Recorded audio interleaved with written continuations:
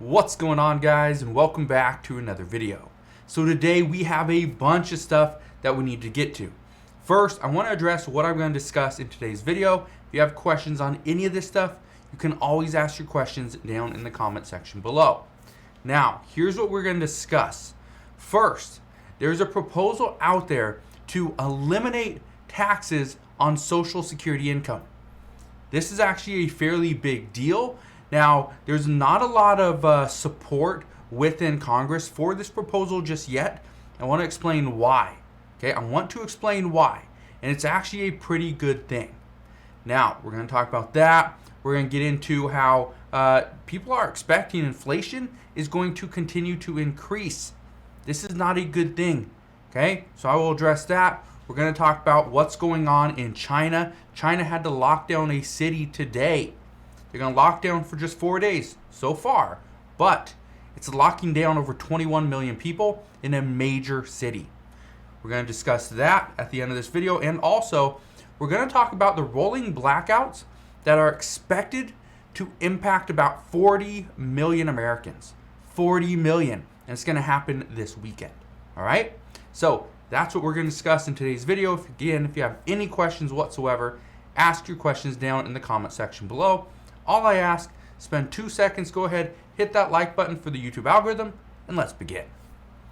Now, one of the key pieces of data that the Federal Reserve uses when looking at and deciding if inflation is going to come down, well, this is the weekly jobless claims. Now, this is a very small indicator of what's actually happening, but according to reports this week, or actually today, the U.S. jobless claims declined for a third week in a row to just 232,000 jobs.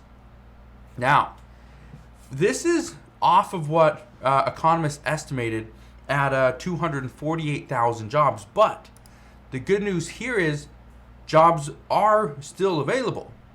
Okay? The bad news is this is putting more worry now that inflation is not under control, that inflation is likely to be higher in the coming months, and this also means the Fed is not raising rates fast enough. That's a problem.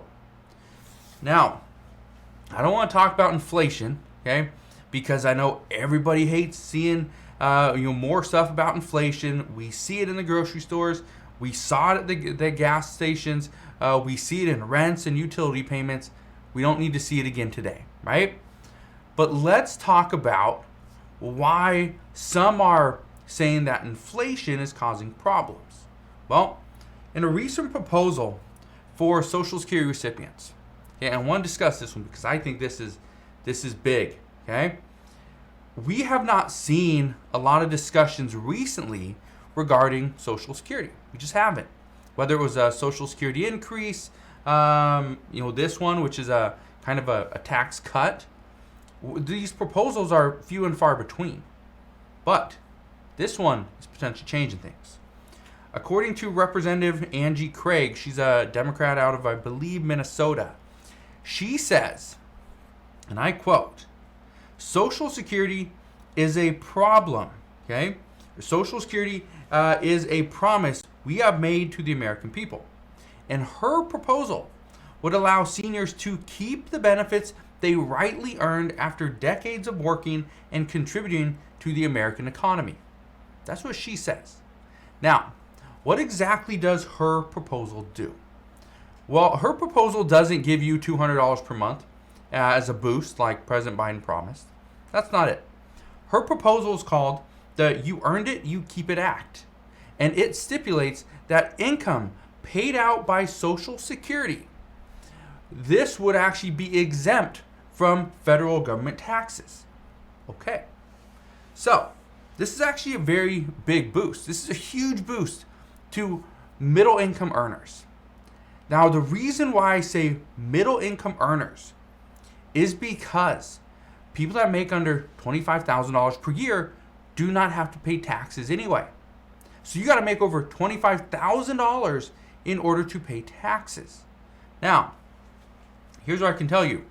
Representative Angie Craig, she said recently that more and more surveys are showing that seniors are hurting the most due to rising inflation. And actually, a survey that was conducted by the Senior Citizens League, they said that 49% of respondents said that they have had to use savings in order to adjust for inflation, and many never had savings to fall back on, or they don't now that they have spent it over the past few years. Again, it's a major problem. Now, I want you to keep something in mind, and that is that this provision to Social Security, this actually wouldn't cause Social Security benefits to become insolvent any earlier. It would actually prolong Social Security. One of the reasons why is we would give Social Security recipients a bigger monthly benefit because we do not take out taxes. And the fact that we don't have to take out taxes means, according to some, that we do not have to give Social Security recipients a bigger boost like President Biden is promising or has promised. So some are saying this is really good. This has the potential to be a bill. But here's one of the reasons why this proposal isn't getting the traction. This proposal is eliminating Social Security taxes. But again, only those that are making over $25,000 per year pay taxes on that. Now, everybody that falls under this is exempt. Now, don't take my word for it. If this is not tax advice, okay? I'm not a tax professional, but based on my research, and again, I'm not collecting Social Security. Far from that, okay? So just understand that if you make under $25,000 per year in Social Security or in income, you don't have to pay taxes. But just listen to this. The average Social Security benefit per month is $1,658. That only comes out to, it's like $19,800, somewhere around there, give or take probably a few hundred, okay, per year. So you're making under $20,000 per year, which is under the tax minimum, which means that the average Social Security beneficiary wouldn't pay taxes anyway, unless they have other income from, let's say, a job or retirement account or some other place. So this is one of the reasons why this proposal has not received as much support from other lawmakers, because some say there's more that must be done. This wouldn't actually provide a huge benefit to the majority of Social Security recipients. So that kind of brings me to my next point. If this isn't getting the support that it needs, well, what can we do? Well, according to a recent report, they are now saying that if Democrats win more seats in the House and the Senate, then more will be done, not could be, will be done for Social Security. Well, this takes me to today, because the other day we learned that Democrat Mary Peltola, she won a special election seat in Alaska's House. This means that the House of Representatives just gained one additional Democrat for the time being. Now, this is something that I've been talking about more recently, is that now, due to the House and Senate passing recent bills such as the Inflation Reduction Act, President Biden doing an executive order for student debt forgiveness, and Democrats fighting for abortion rights, due to all those things, and other things as well, Democrats are now looking like they will at least fight to remain in control of the House and the Senate. Some are expecting that the House is likely to be controlled by Democrats, but the Senate is most likely going to be flipped to Republican. So just keep that in mind, because currently two of the biggest worries that Americans have, according to reports, is inflation and the abortion rights. Now, abortion rights, that's something that Democrats are really pushing on, okay? And trying to make Republicans look bad. Now, whether it works or not, we don't know. We'll find out soon enough. But inflation, that's the key. Can Democrats bring down inflation? Well, it's not really a thing that Congress is doing. This is all in the Federal Reserve. So you can bet that the Biden administration is talking to the Federal Reserve to get them to bring down inflation, because if they don't, guess what? The Senate is likely to be flipped to Republican. Now, I want to touch on something else that is happening as we speak. Now, this is something that we've seen over the past few months. Okay, it's nothing new, but there's a major worry and there's a warning. What we learned the other day is California is expecting another record-breaking heat wave. Now, the reason why I bring this up is because this weekend in California, residents are already expecting to see temperatures exceed 115 degrees. Now, why is this such a big deal? This is such a big deal because this has many worried for a couple reasons. First, if we see increased heat, especially when we've had this drought and most of California is extremely dry, this is only going to increase the severity of fires. Okay, so fires are not a good thing. A wildfire is not a good thing, and especially when we are experiencing a drought and then we got record-breaking heat, that is not good. But here's the other reason why, and this is why I really want to touch on this, is because yesterday California declared a power grid emergency, warning that there will be likely blackouts. Now, this is not something we want to see. This is definitely not a good thing. But yesterday afternoon, California's independent system operator, they issued a level 1 energy emergency. And this was due to California pretty much tapping all of its available power supplies. Now, this is before the expected heat wave, which is coming this weekend, right? Just a couple days. So many officials warn that there will be power outages or power shortages. Okay, there will be. Which, if we see a lot of a huge power shortage, we're going to see rolling blackouts for much of the state. Which there's 40 million people that live in that state and live in California. So you can just take this, okay? Take this warning. Let's say you don't live in California, no big deal. But let's say you are you have a website that's hosted with the company down in California. They lose power. Well, you're screwed. Your website's gonna go down, right? Let's say you are talking with somebody, you got a meeting or something down in California. Let's say their power goes out. Well, meeting's over. Okay? Let's say you just have friends that live in California. Okay?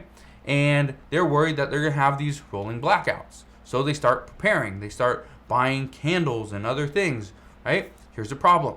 As people start to prepare for these little emergencies, which this little emergency could potentially be a huge one, guess what? They start buying products. As they buy products, these products start to sell out, not just in California, but now California has to restock these. So they get products from other places, other states, other countries.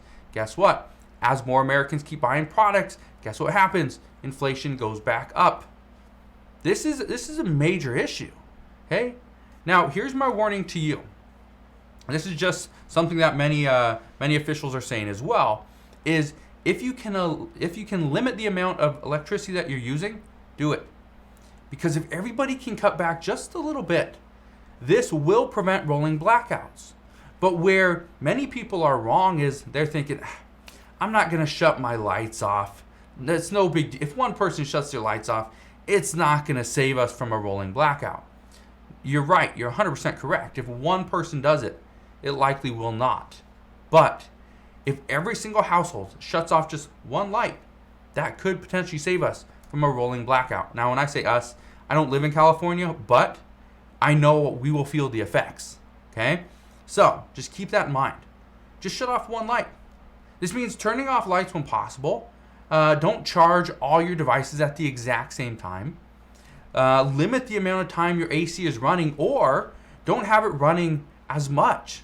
Okay? Close your blinds and your curtains to make sure your home stays cool. Keep the sun's rays out. And something else that I think many people just overlook is if it's extremely hot outside, for one, stay inside. But two, stay hydrated. If you are hydrated, your body can cool itself much easier. You will not be as hot if you are hydrated. All right? So that's my little warning to you. Now, I do have one more warning. And this is extremely important because China is locking down another major city. China has actually announced today that the city of Chengdu will be locked down. This means that 21.2 million residents will be locked in their homes. And this will happen for the next 4 days as the city conducts citywide testing. Now, I bring this up because Chengdu is actually the capital of the Sichuan province, but they are a mass producer in things like electronics and auto parts. Now, this possible 4-day lockdown, it could put more pressure on our already struggling supply chain. Again, when I say our, I really mean the global supply chain, because we are seeing so many issues. I got a comment just the other day from somebody here in the community that said their car has been sitting in the shop, okay, sitting in the mechanic shop for 3 months waiting for the parts. Now, I tried to comment back, haven't got a response yet, but this is, and I've seen this in the past. Okay, I had to fix a part on, or a couple parts on one of my cars, and here's the issue that I had. I ordered a part. The part didn't get here for like 5 days or something. It showed up, it was the wrong part. Ordered another part. The part showed up, but when I went to go pick it up, they actually sold it to somebody else because they got there sooner. So I had to wait again another 4 or 5 days to get the part. So about 15 days later, I finally got the part, put it in. Well, that was one part. Then I had to get another part to the car, okay, to kind of go along with it. Well, that took another 5 days. And so again, and this is fairly quick. Okay, this is a very the car that I was fixing. It's fairly new, so it's not like an old one. It's not like a special part. It's something that I think most places would have. But again, it wasn't like overnight shipping. I had to wait 4 or 5 days. So this is something that is going to happen.